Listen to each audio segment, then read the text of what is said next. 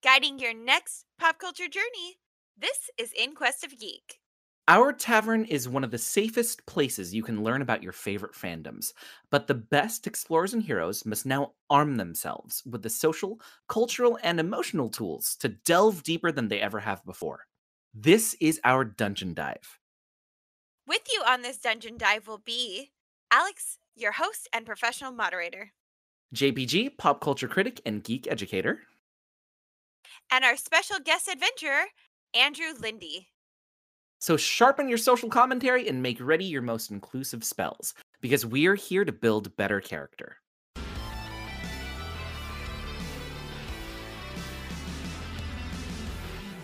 Welcome back, Brave Questers. On our newest dungeon dive is going to be Zack Snyder's Justice League. But a dive this deep is going to need some outside help. And we have Andrew Linde to round out our party. Andrew, tell us a bit about yourself. Oh my goodness. Well, I have been a part of many different podcasts. I've been a writer for different pop culture websites. As far as related to this topic, I don't even know what is the most important thing, but I'll say that currently you can hear me on Nothing New, a Remake Podcast.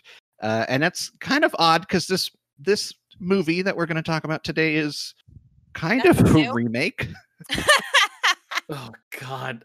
Is this how we're classifying it?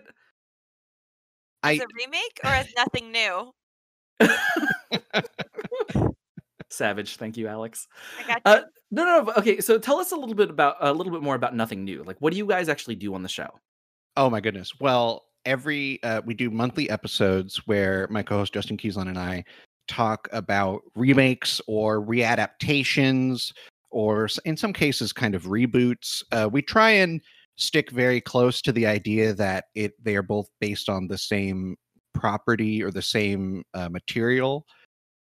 So, we sometimes step out of that. A recent episode we did on the new Tom and Jerry film that HBO Max put out, which, this also is on HBO Max. We HBO Max is giving us a lot of content these days, but Tom and Jerry was previously made into a movie in 1992, a feature film released into theaters. So we counted that as a remake, even though, strictly speaking, they're just both based on the idea that a cat and mouse chase each other and beat each other up. I mean, it's the same names. It is the same name. And if you listen to that episode, you'll hear that we do find other similarities between the two films. So it is kind of an interesting thing. We've done. Black Beauty was another recent one because that's available they made a new version that's on Disney Plus. And of course, Black Beauty had been made into a film several times before. Most famously, the one we did was a 90s version when that's about a horse and the people that the horse meets. And it's kind of like a nature documentary. It's really, that one's really interesting too. So we go through these different film remakes to try and figure out, was it a good idea to remake it? What got left behind? What does the fresh, with new eyes, what can people see in an old, text?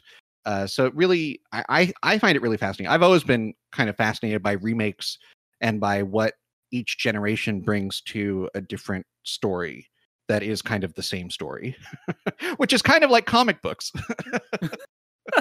Well, I mean, speaking of, was this a good idea to do or not? I think it should be time for a weapons check. So, how did you guys kind of prepare yourself for this conversation? I sat through 4 hours of this stupid movie. Oh, okay. So we're just coming out the gate swinging. You asked what I did. That's what I did. I suffered for 4 hours. You make it sound very noble, and I kind of appreciate that. I sacrificed my eyeballs, and okay, so Alix is just not going to be coy about it, and she's just going to let us know how she feels. Just Alix right isn't smart enough to be coy. Let's. Oh God, you're the one who's in charge of the show. Please don't say that in front of Andrew. Andrew, very coyly, you have no idea how I feel about this yet. Oh, I could have guessed. It's fine. Andrew, though, what about you? I mean, obviously all of us watched the film, but like, what else did you do to just prep for this conversation? Well, if I can take it into a larger scope, perhaps my whole life has been in preparation for this. Oh no!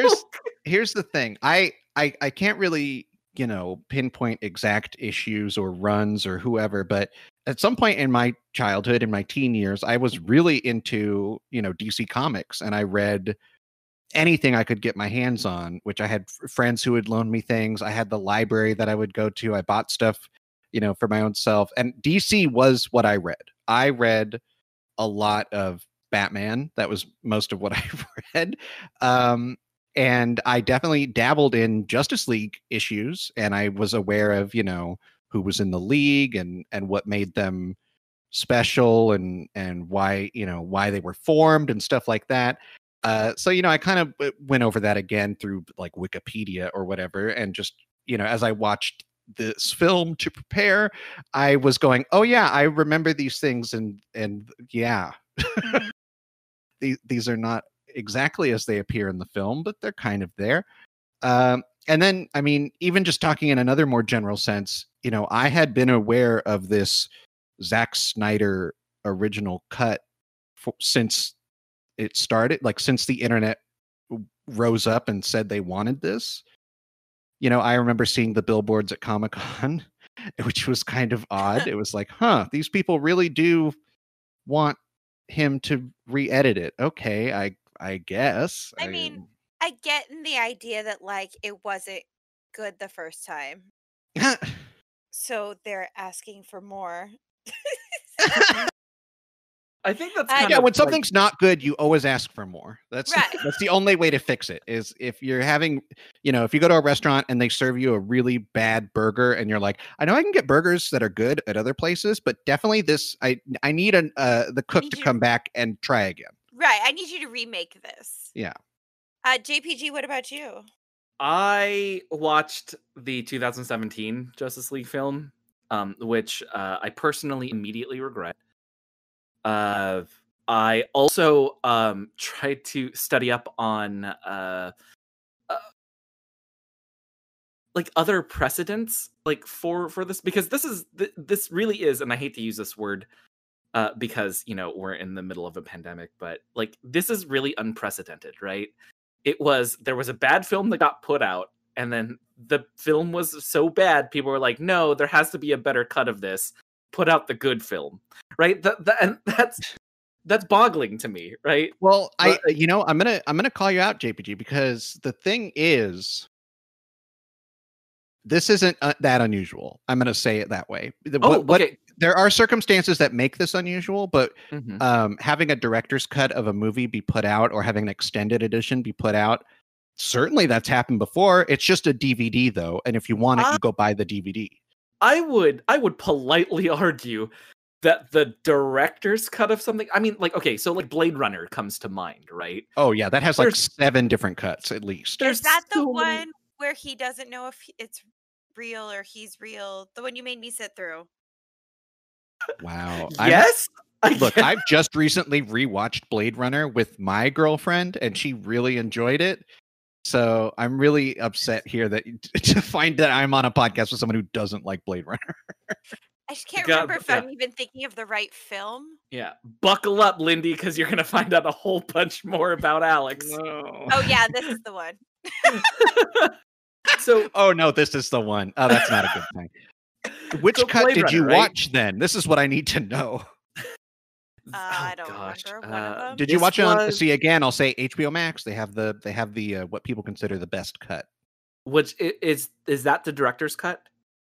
I believe it's called the final cut. Okay, it was definitely not the final cut. I believe it was the director's cut that Alix watched. So, I see your point, right? I see your point about how this isn't as unprecedented, right? But yeah, I would say that that with director's cuts, with special editions, things like that, it's more so that like things are added or enhanced. This was a straight up 4-hour. Well, and I hate to give away my and enhanced. I hate to show my hand now. I hate to show my hand now, but this was a 4-hour monstrosity. What now? And I mean, because I even want to say within the world of DC, there's the Donner cut of Superman 2. You know, like this isn't unusual for DC to have to deal with. Which is a sad statement in itself. Yeah.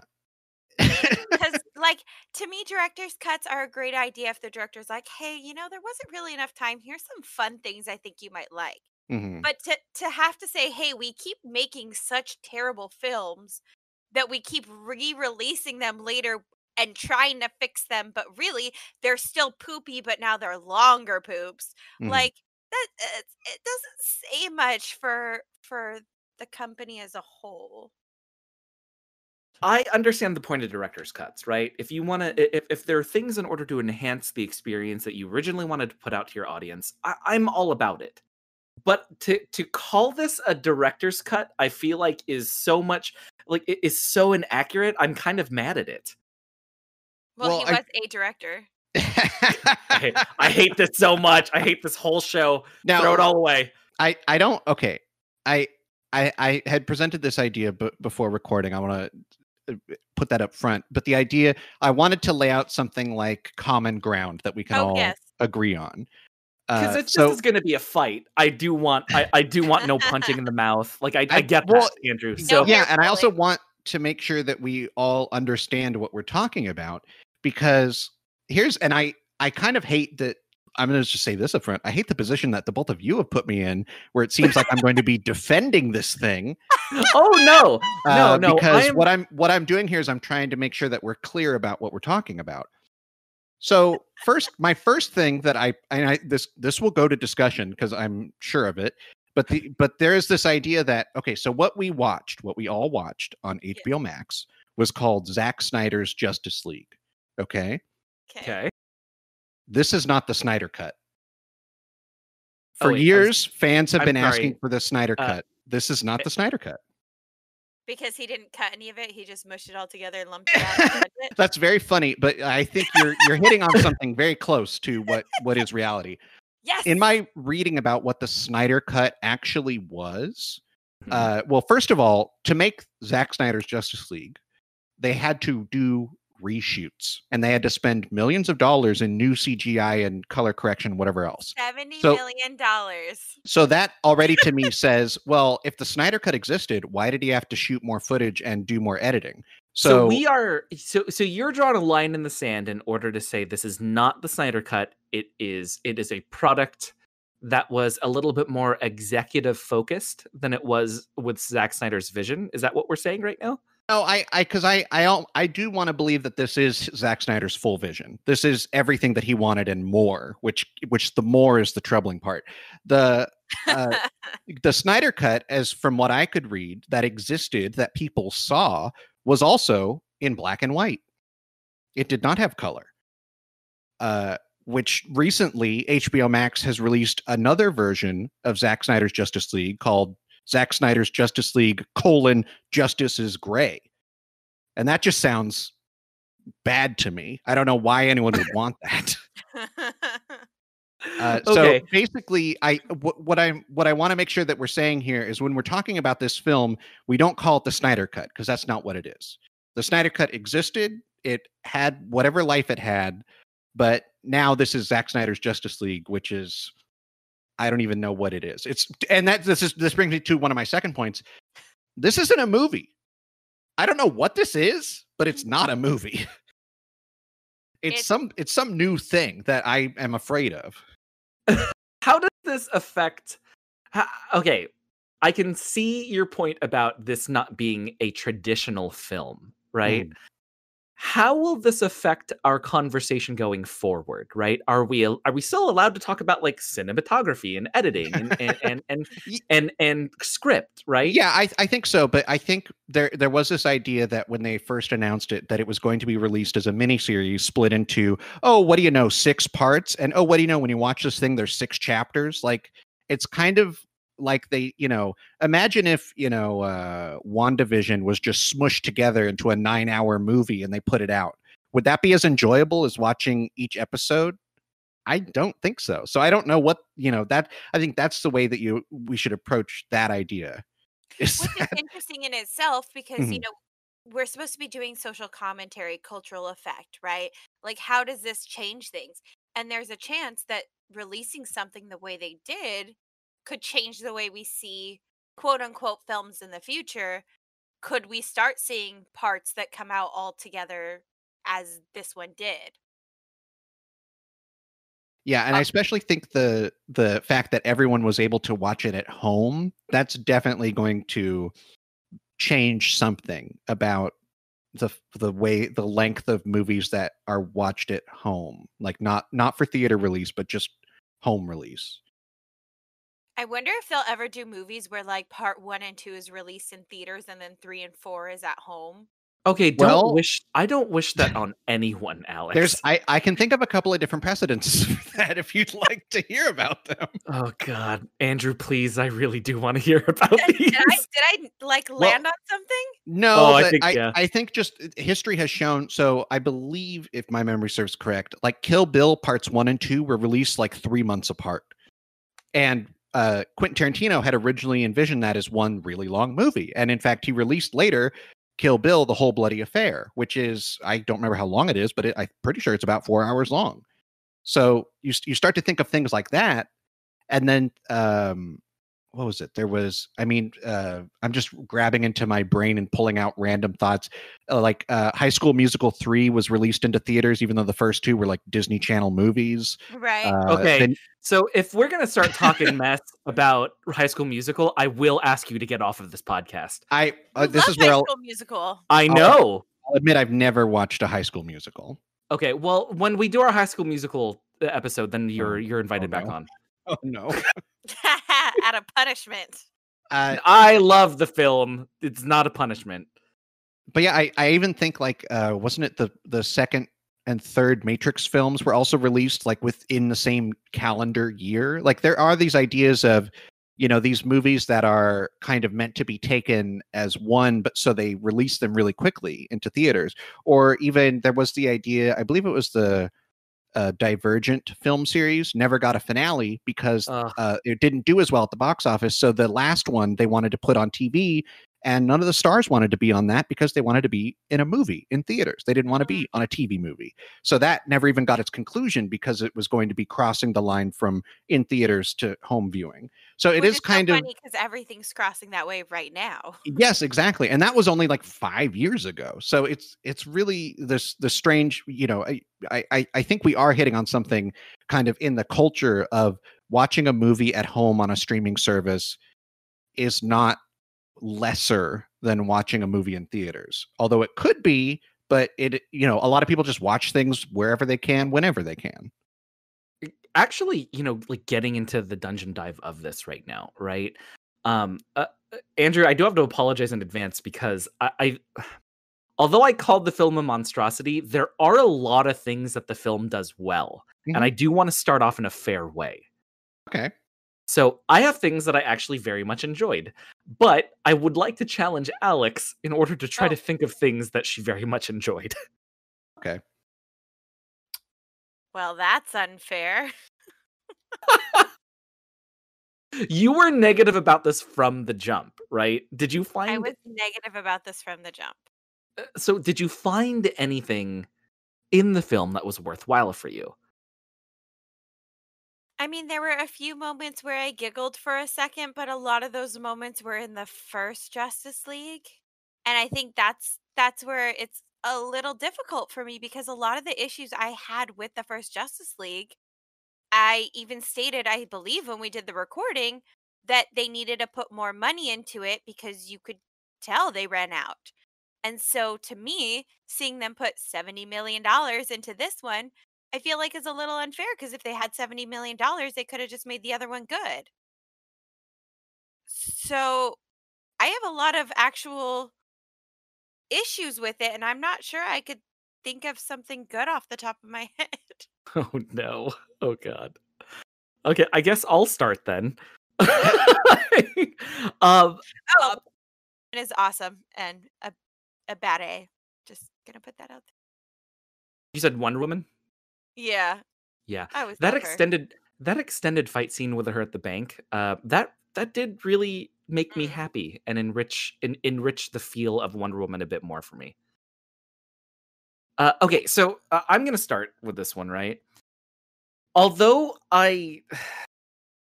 there are some Zack Snyder things that I enjoy, there are some Zack Snyder things that I outright hate.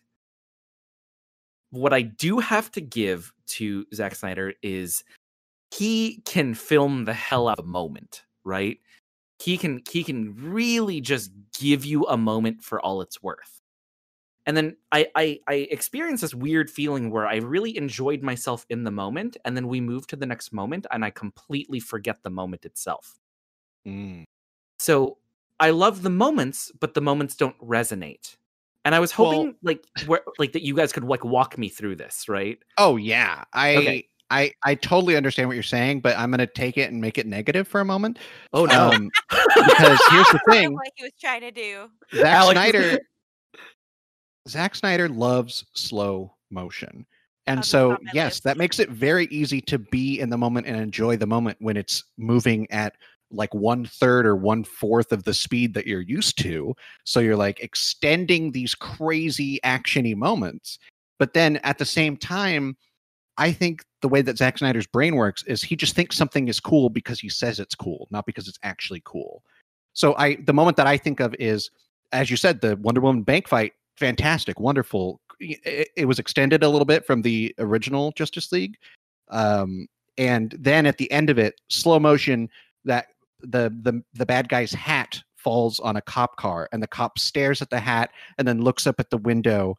And I just thought, what are we doing here? Why are we watching this cop watch a hat for a minute? Like it Right, didn't. that would have been great if that hat came back later and it was therefore relevant. Well, and then I mean, I think the whole thing is the hat is supposed to signify that man blew up and only his hat survived. And the cop looks at it like, damn, that man just blew up and only the hat survived. And then that's it. But we There's already nothing knew else that. there. Yeah. It felt like what's his face's gun?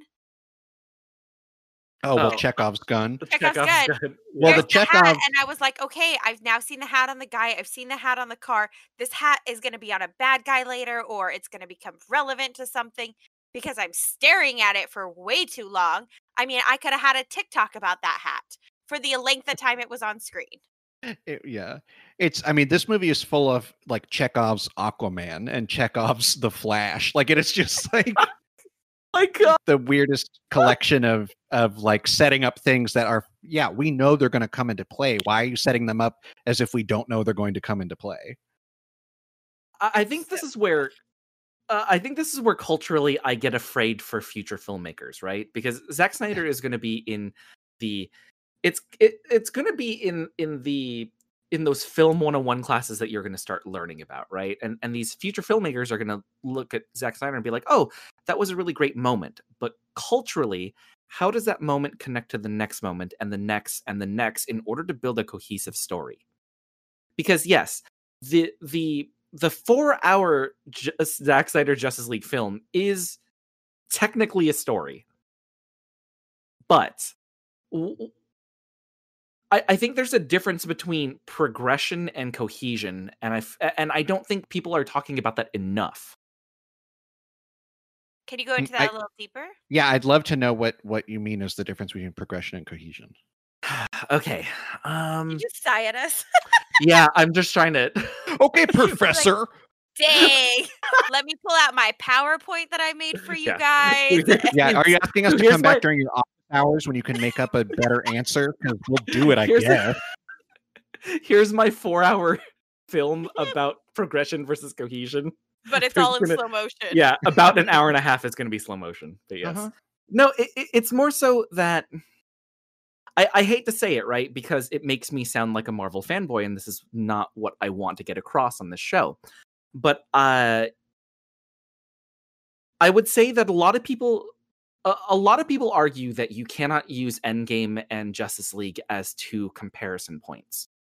And well, mostly because Endgame had 20-some films in order to back up the emotional relevance to it, right? Mm-hmm. But Justice League had like 2 or 3 films. And that's not fair. And I understand that's not fair to compare it, right? So would it be fairer for the both of you if I compared Justice League to the first Avengers? That's exactly where my brain went. Yeah, Is that okay? Is that okay in this scenario?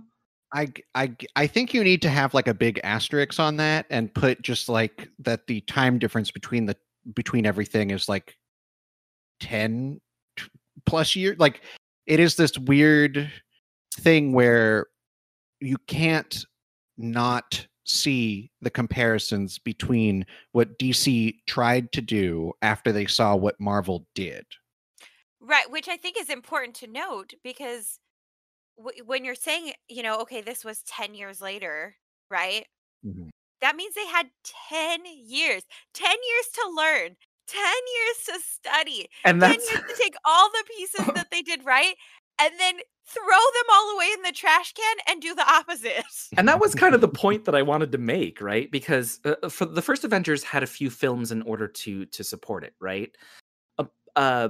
Both companies have almost 100 years of comic book stories that have failed or that have succeeded in order to use as a template as well, right? Mhm.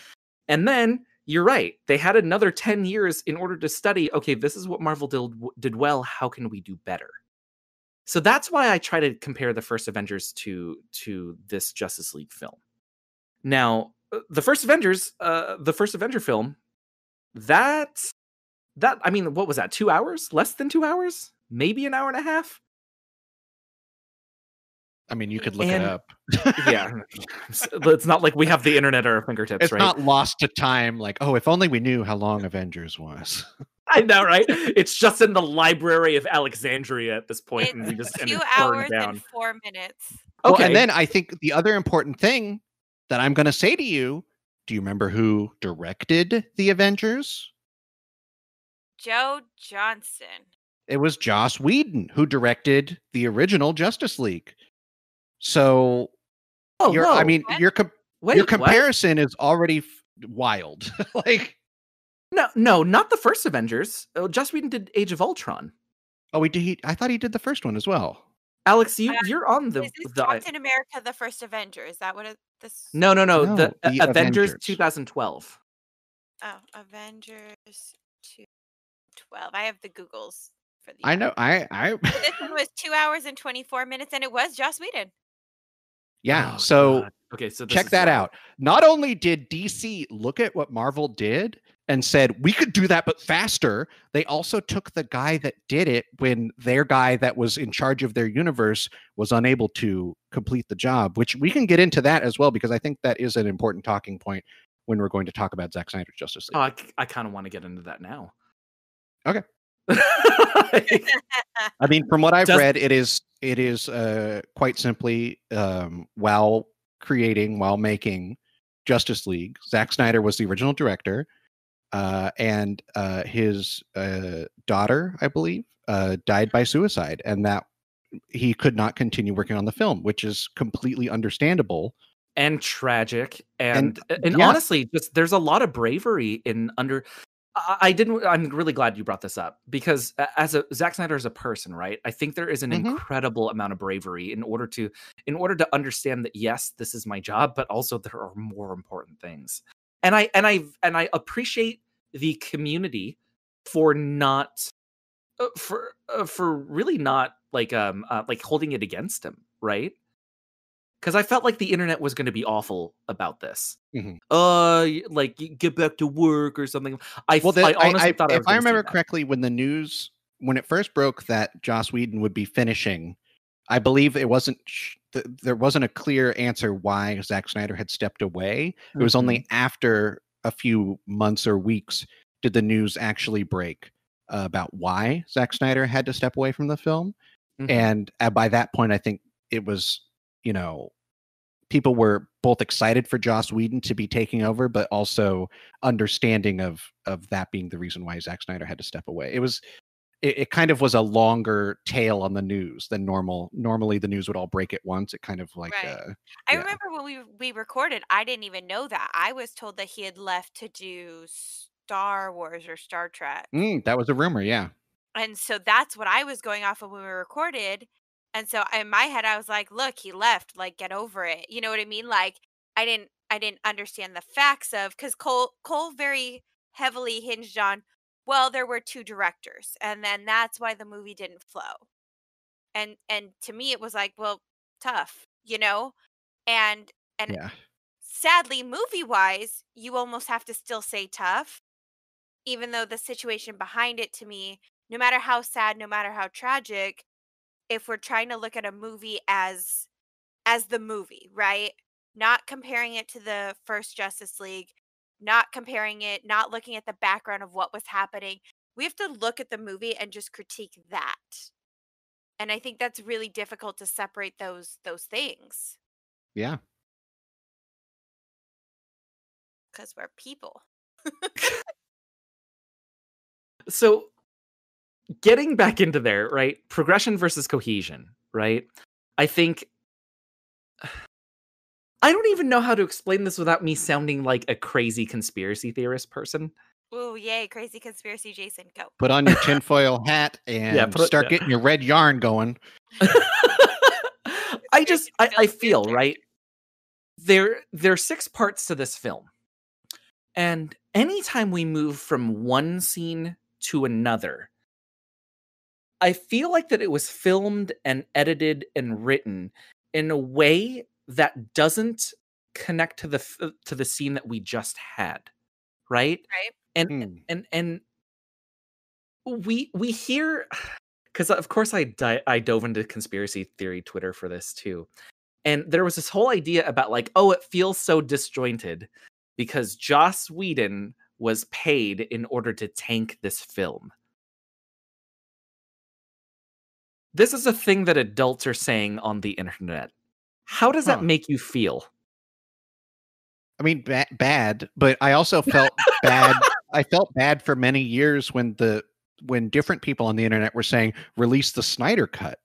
And I was just like, there's nothing to be gained from, I mean, what are they attempting? I didn't know what they were trying to prove. You know, the idea that Justice League came out 4 years ago. Let's get into that, and there was, then, right? Like, what could they be? What was the Snyder cut and Zack Snyder's Justice League in general trying to accomplish?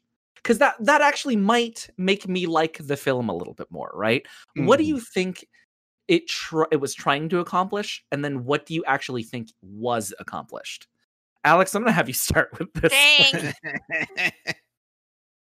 I think the goal was to prove that it was a good film, because this didn't do well on Rotten Tomatoes, and it didn't do well. You know, it wasn't finished. Let's be honest.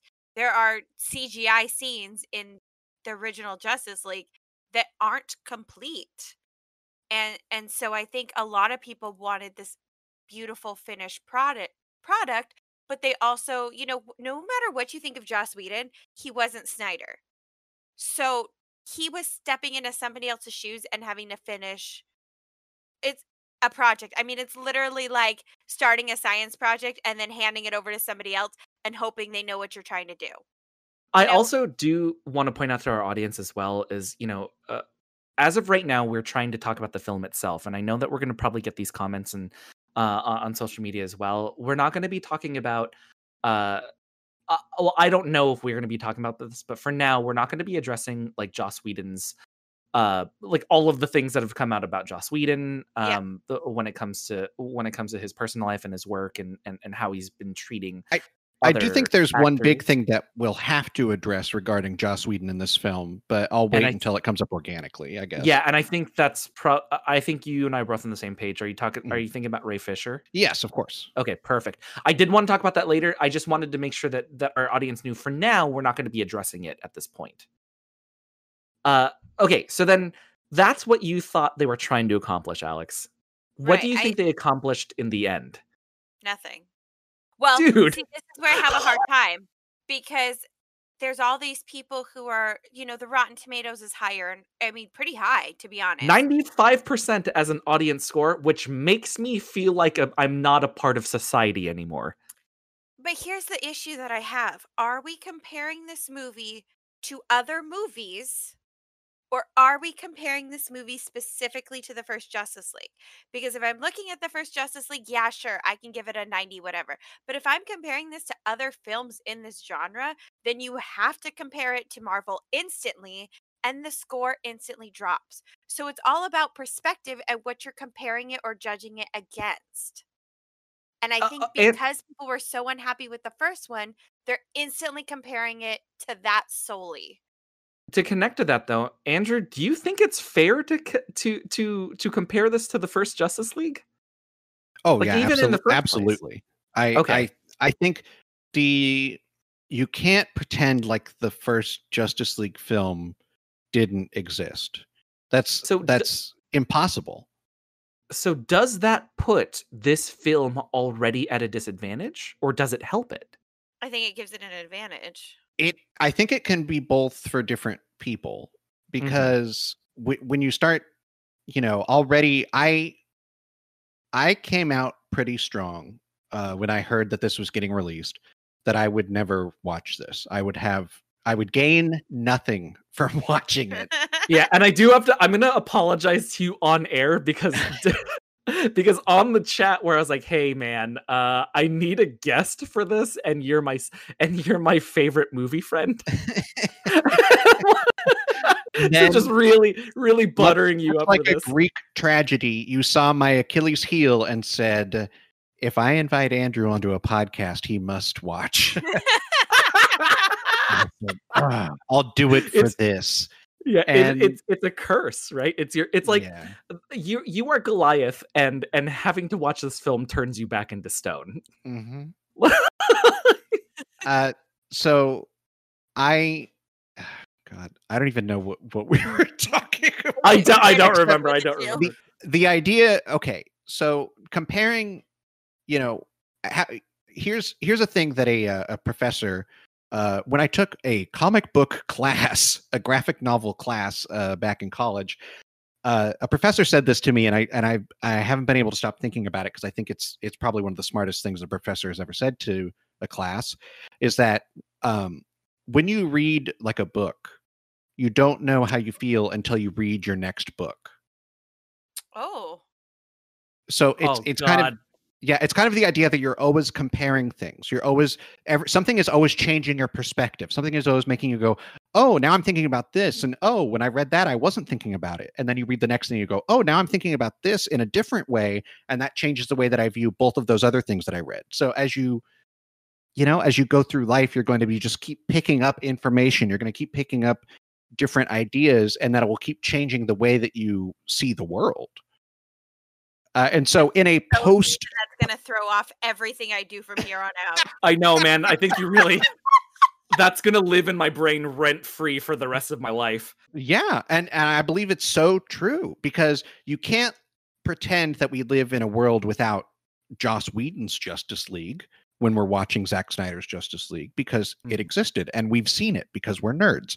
We can't pretend that the Avengers film didn't come out and that we didn't see it because we saw it. So everything that we're picking up and seeing, and it changes our way of viewing things. So much in that same way, when you watch a 4-hour quote unquote movie called Zack Snyder's Justice League, again, my perspective was changed. But I don't know if it's for the good.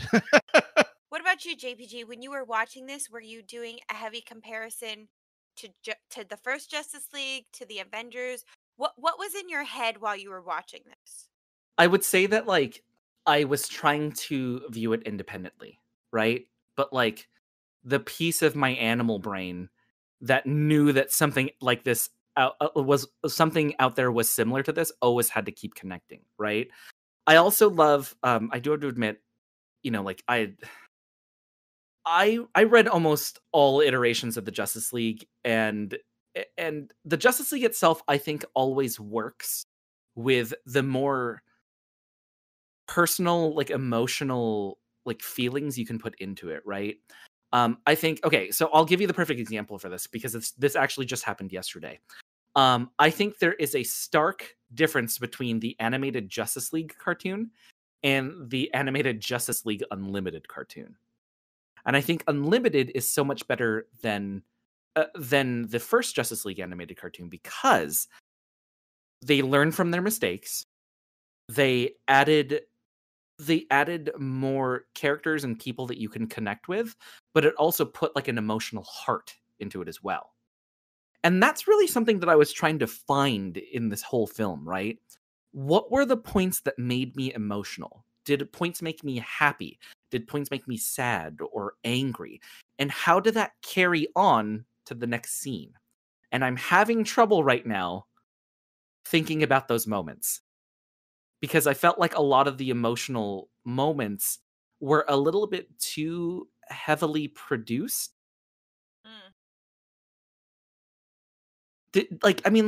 Was there a point where I was supposed to cry or cheer or something like that, right? In Endgame, when Captain America finally holds Mjolnir, you can't stop yourself. You know, Well, you have to cheer. Here's what I will say there is a difference on. And I know this is going to sound terrible to say, and I'm not saying either is right or wrong. But this was on my list anyway. Marvel and Disney as a whole are really, really good at using music as emotional manipulation.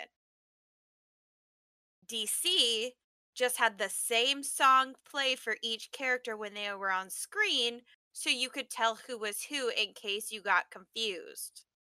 Therefore, no emotional spikes. I do also think that the DC problem is that they pick they're like, oh, is this a cool sounding cover of a song that you kind of already know? Yeah, that's what we're going to use for this sequence.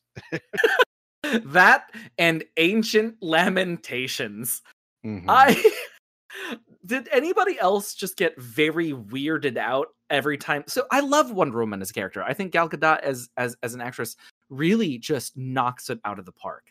But every time she shows up on screen, and then it's all those Amazons singing sadly every time she shows up. That's what I'm saying. It's the same song every single time you see her, every time you see Aquaman, every time the Flash comes on. They picked a song for each character and went, okay, cool, because people will get confused, so now they can tell who's who.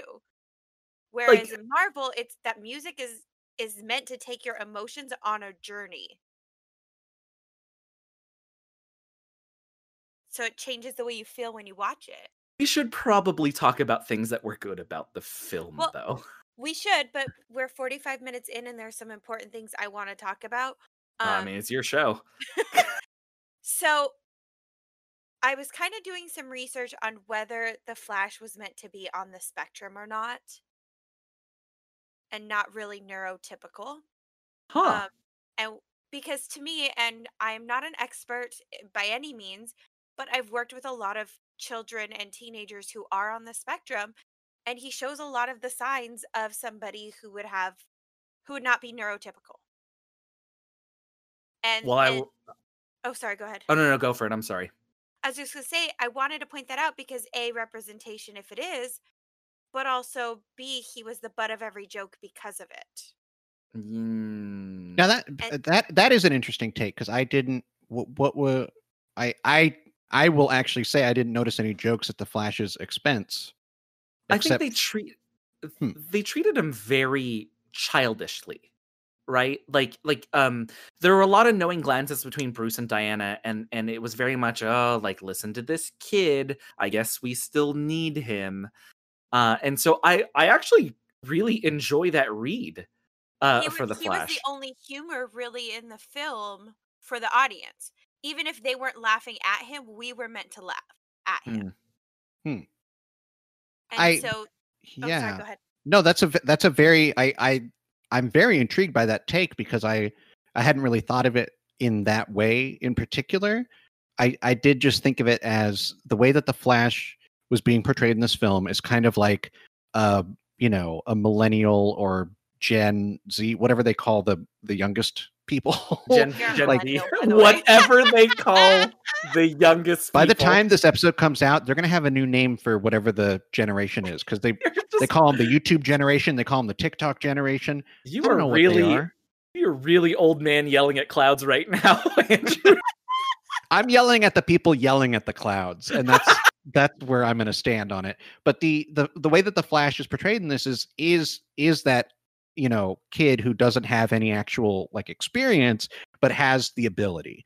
And so in that way, I really did enjoy every single scene involving Batman and the Flash, because they were trying to do something there that I've never seen between those two characters. And that made me happy. I was like, wow, this is actually really neat.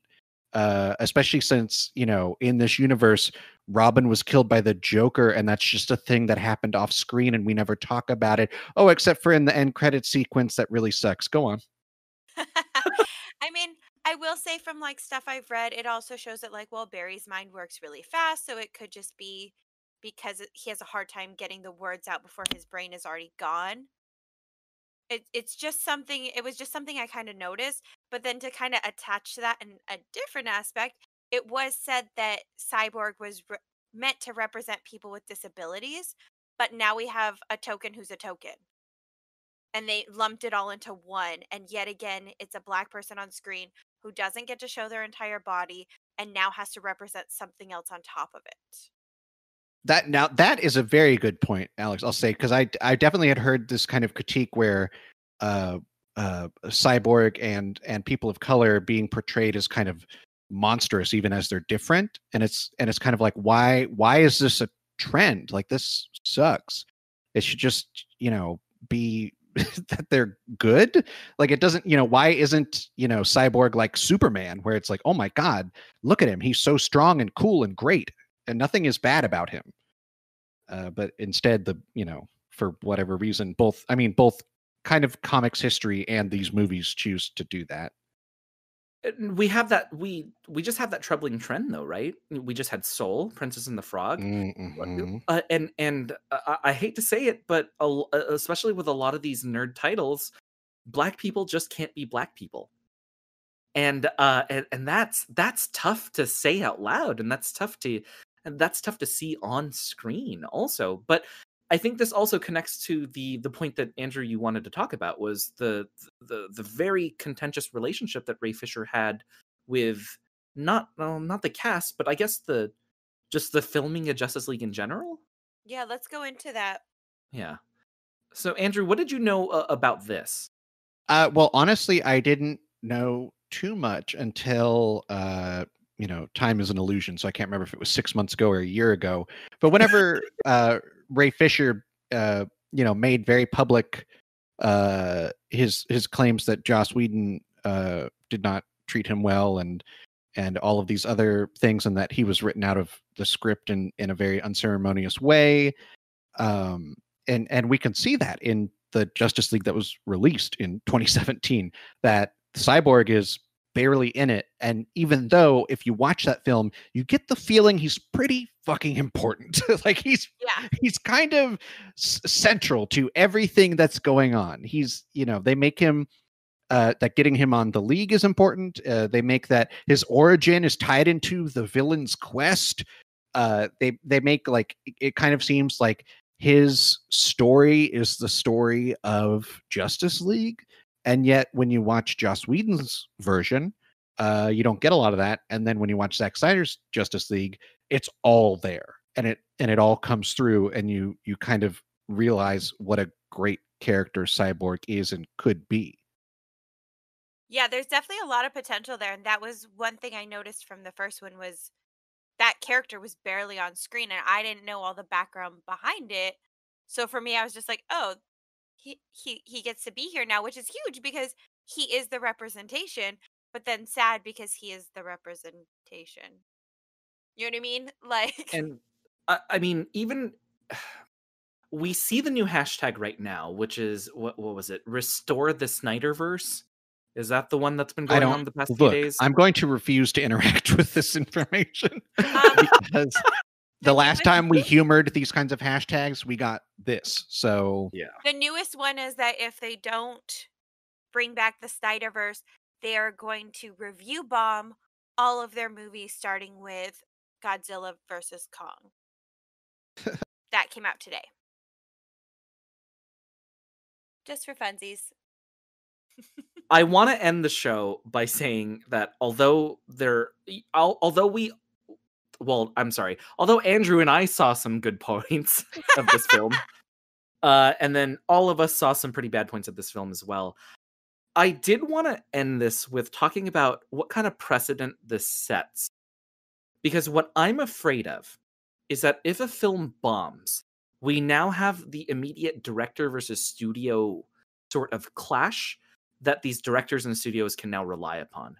Oh, well, the film bombed because they didn't use my vision. And the studio is like, oh, well, the film bombed because this director was supposed to be a part of it and now they weren't and all that. Like, do you feel like having Zack Snyder's Justice League be something that exists, do you think that might create sort of a dangerous and or toxic sort of talking point whenever a film is contentious?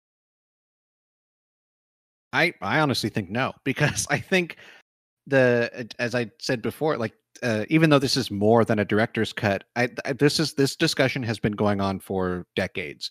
Ever since directors have taken on this idea that they are the singular vision that drives a movie. I mean, movies are made by a large group of people. Every actor involved, the writers, the directors, the producers, every single person who puts something on screen, it's their vision. I mean, you can say the director told them to do that, but it is a different person's vision. It is all gelling together to make one movie that then the director, in maybe, some minds takes full credit for. But I think this kind of thing has been going on for so long, where the director can come out and say, oh, if only I was able to tell my real story. Or sometimes the studio comes out and says, oh, we should have never hired that director. This has been going on for so long. I don't really think this is going to change that much, except, maybe some streaming services will start, advertising that they have director's cuts. I don't know. I agree with you on all of that, so I'm going to take it more DC specific. I think they're going to go with Snyder's vision, and I think they're going to end up with the Snyderverse. A, because right now the fans are being very toxic, which I don't approve of. But B, with things with Joss Whedon that we're not going to go into, this gives them a way to step away from his controversy versus having to hold on to something, and then now there's a toxicity around that in real life. Not even in the movie itself, but in real life. So I have a feeling they'll wash their hands of Whedon and use this as an excuse to follow Snyder. JPG, what about you?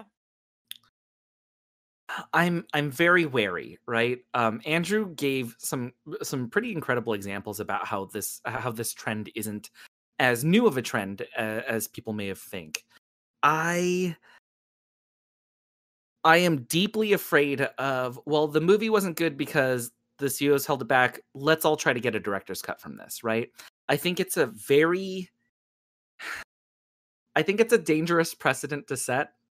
And I think now more than ever, the more toxic and the more vocal fans are going to be, the more that people just get these redos.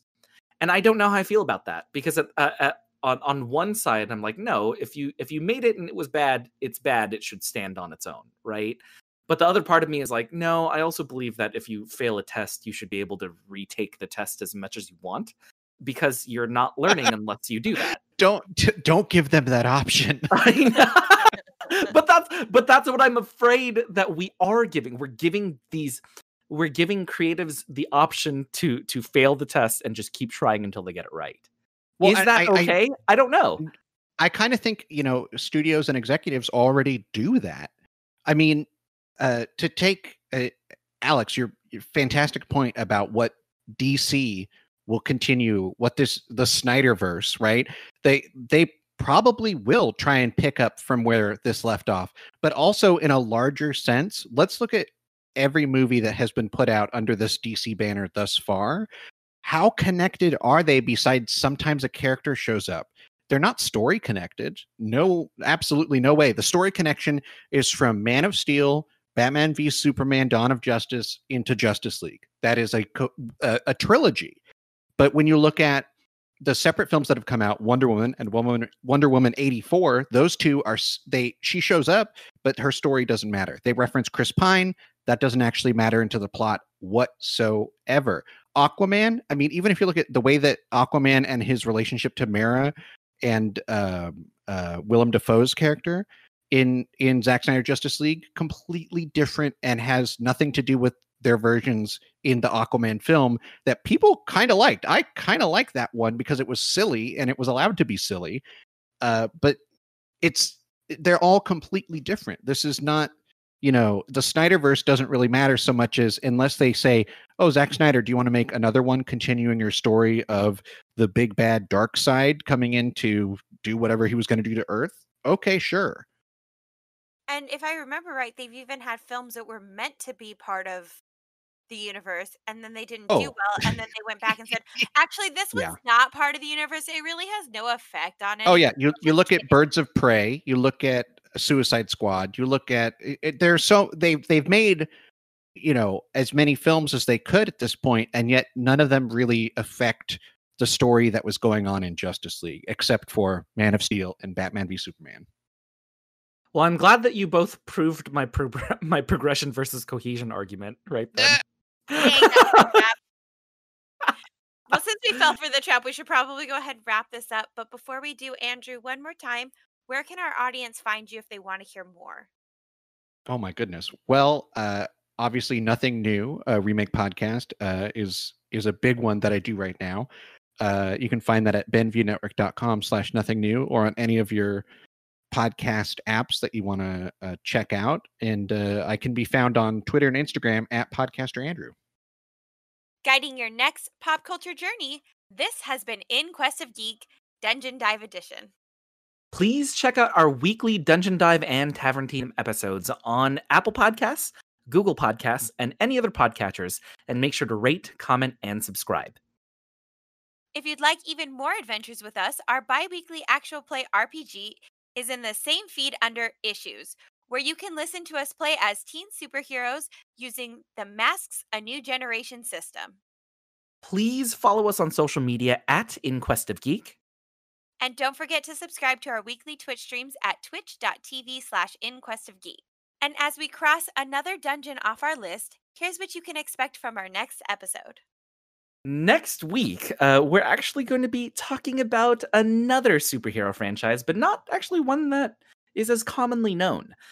The Invincible animated series actually just came out on Amazon Prime, and I'm very, very excited to talk about the new show itself, the comics itself, because the run actually ended last year. But yeah, I'm really excited to talk about that crossover between comics and show and just this incredible superhero story in general. Well, thank you for listening, Brave Questers, and remember, use what you've learned today to build better character.